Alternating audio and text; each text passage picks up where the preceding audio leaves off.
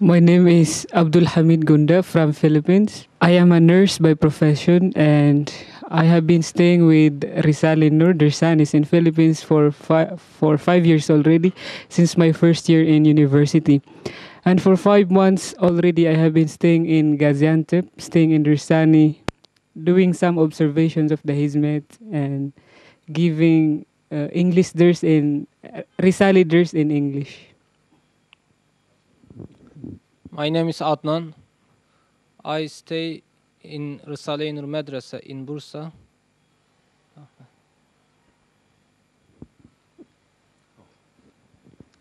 My name is Juma. Juma.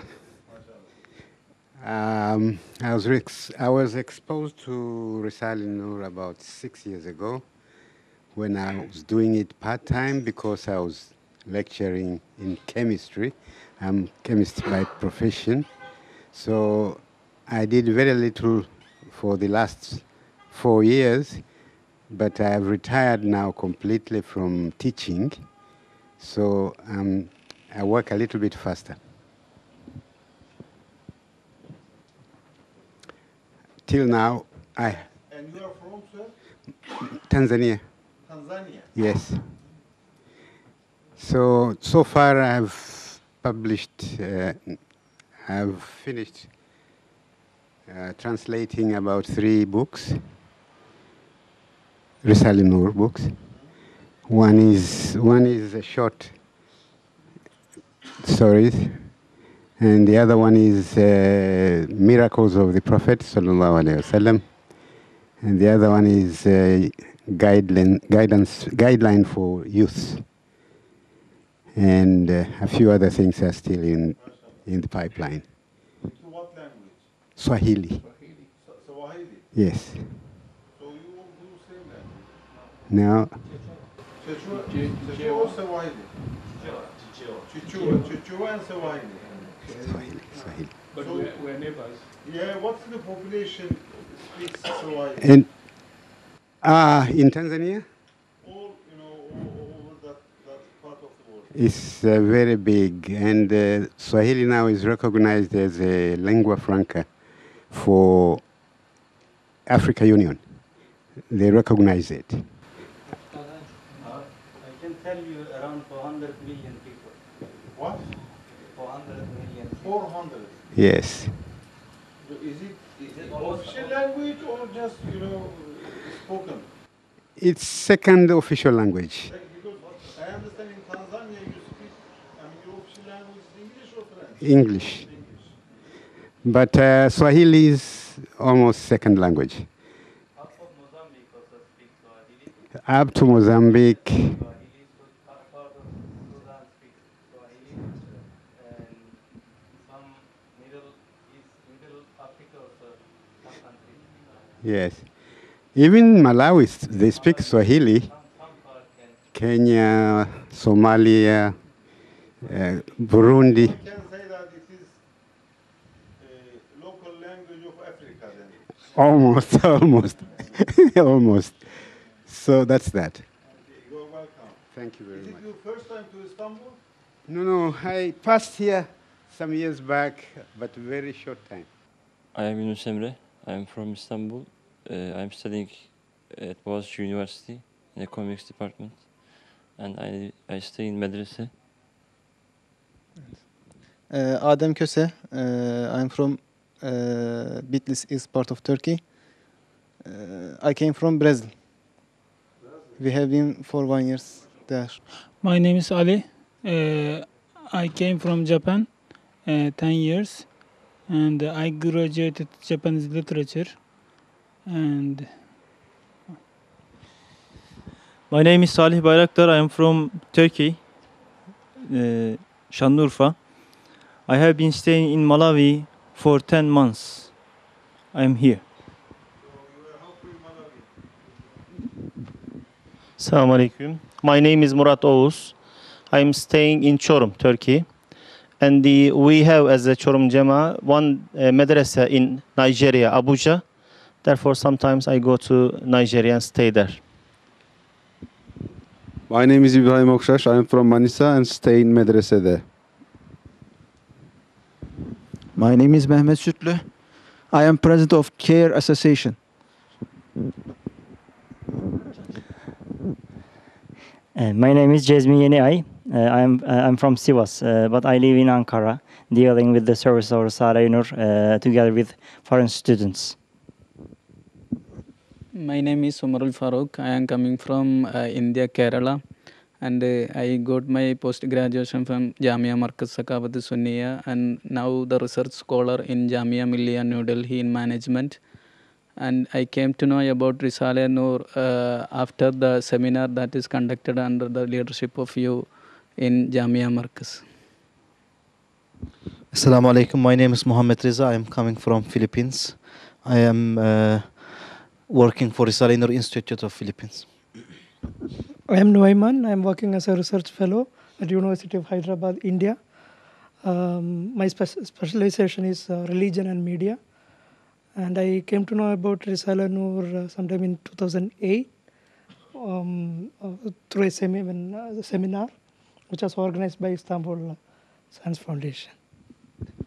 Okay, inshallah, we are coming to India in late January this coming year. Okay, yeah. To Hyderabad.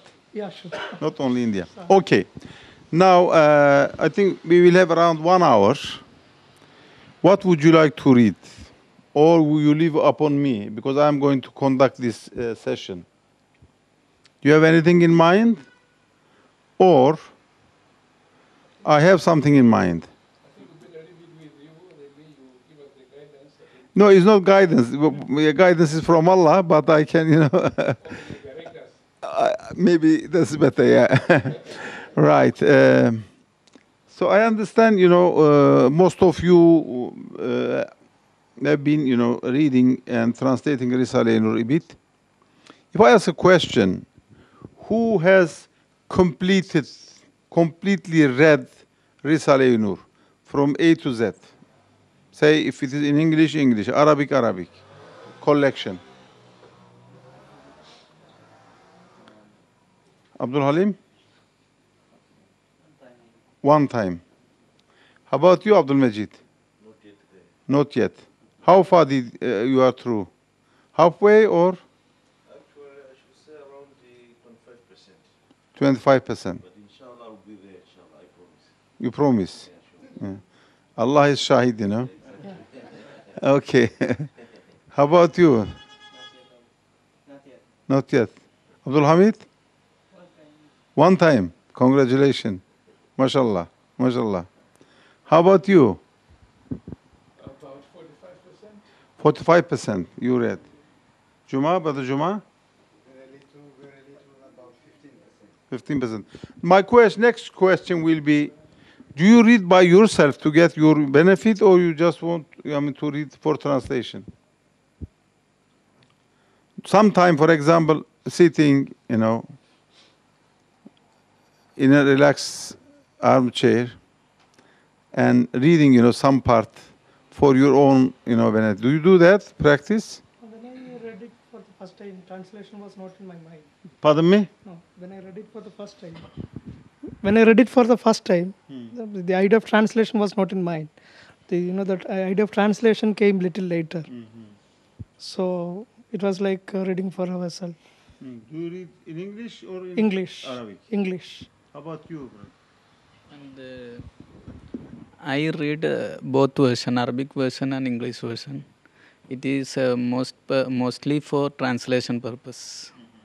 And even though it is for translation purpose, I got more thing from that.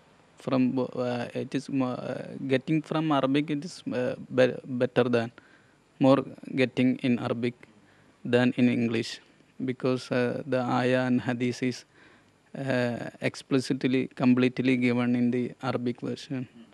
So more getting from Arabic. So both of you translate into Malayalam? Yes. Okay, good, fine. Now, I would like, to ask another question. I think most of, except one, all of us are Muslim. And this friend of us, his name is very long, and I am old. I cannot memorize his name. Sorry. Kim. Just Kibbs. Kibbs. Yeah. Kibbs. Okay. Now, Brother Kib, he should know also what is the meaning of Bismillahir Rahmanir Rahim. If you have read some tafsir books, any books that gives the meaning of Bismillahir Rahmanir Rahim, in short and longer version. Do you remember the meaning of Bismillahir Rahmanir Rahim? Translation or meaning? Well, translation and the meaning from general Islamic books. I'm saying from general. You just take a book, a tafsir book, or any book which gives meaning to Quran, and what do you think that the meaning of Bismillahir Rahmanir Rahim would be? Can you remember? In the name of God. Yeah. The most merciful. The most merciful, Most compassionate. most compassionate. So they give a lot of explanation how Allah is merciful and how Allah is compassionate. Okay, Rahman and Rahim, etc. Even if you read some tafsir, you may get about 10-20 pages about the compassionate and mercy of Allah. You get big sort of epistemological information. Okay. Do you remember how Ustad Nursi gives meaning to Bismillahir Rahmanir Rahim? Can you remember? Have you read it? No. I think he was mentioning that when you travel in a desert, generally you say the name of the leader, tribal leader, so that he will help you in your journey. So it's like you always start with Bismillah for whatever you do, so that the hands of Allah will help you in the journey throughout. So you see that there is no any kind of epistemological a link with compassionate being, Allah being merciful and compassionate. It's totally different approach. What Nursi calls it Quranic understanding, Quranic way of living. So actually there Ustad Nursi is using ontological explanation, not epistemological, not informative, but it is as if we are living in it. So first word, or Bismillahir Rahmanir Rahim, for a Christian, maybe this is Muslim, this is from Quran. But when a Christian reads first word, he will not say that this is Muslim. This is Muslim explanation. He will say, oh, this is applied to him. Me too. For humanity. Yes. Can you read, please, first word for us? Because your language is better than mine. Yeah, I can find it for you. Just simply go like this, and then, and I would also do the same thing, you see? Yeah, the first word. No, from here till, you start from here till the end, but you see, my understanding is very limited, so read it very slowly and word by word, Okay. In the name of God, the merciful, the compassionate, and from Him do we seek help. All praise be to God, the sustainer of all the worlds, and blessings and peace be upon our Master Muhammad and all of his family and companions. Brother, you wanted a few words of advice from me, so listen to a few truths included in the 8 short stories, which since you are a soldier, you are in a form of comparison of military nature. I consider my own soul to need advice for more than anyone, and at one time I address my soul at some length with 8 words inspired by 8 verses of the Quran from which I have benefited. Now I shall address my soul with these same words, but briefly in the language of ordinary people. Whoever wishes may listen together with me. The first word. So it begins now. Yes. Okay. The first word. Bismillah, in the name of God. It is the start of all things good. We too shall start with it. Know, O my soul, just in this blessed praise is a mark of Islam. So too is constantly recited by all being through their tongues of disposition. If you want to know what an inexhaustible strength, what an unending source of bounty is Bismillah. So it says the tongue of exposition. Can you understand what it means, tongue of exposition? It's your language? Maybe behavioral language. Could be like showing appearance language. Behavior. Behavior. Lisan hal.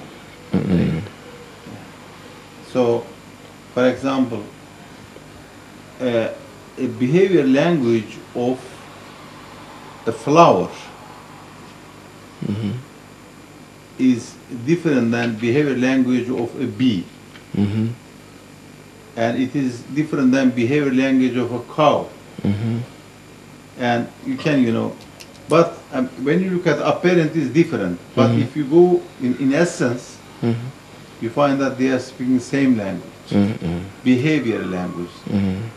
That means that they are explaining that the extraordinary things that you can see in their behaviors, they are not from them, coming from someone else. And all of them are pointing a person, a single unique person that has everything unlimited. Compassion unlimited, power unlimited, all seeing, all hearing, blah blah. So behavior, they show that. For example, a cow, now we'll explain, making milk, eating ordinary grass and things and then making milk. And if you ask that cow, how do you make milk? The cow wouldn't respond you. And if you ask the professor of agriculture how milk is, he can give a lot of information about the milk, but he cannot say anything how to make milk. So all from cow to the professor of milk, they are all ajiz. Ajiz means weak, that they do not know how to make milk. But the milk is being made by that weak individuals. So that shows that the milk is not made by them. That milk is made by someone else through them. So this is how they speak with their tongue of exposition or behavioral language. This is what how we can understand.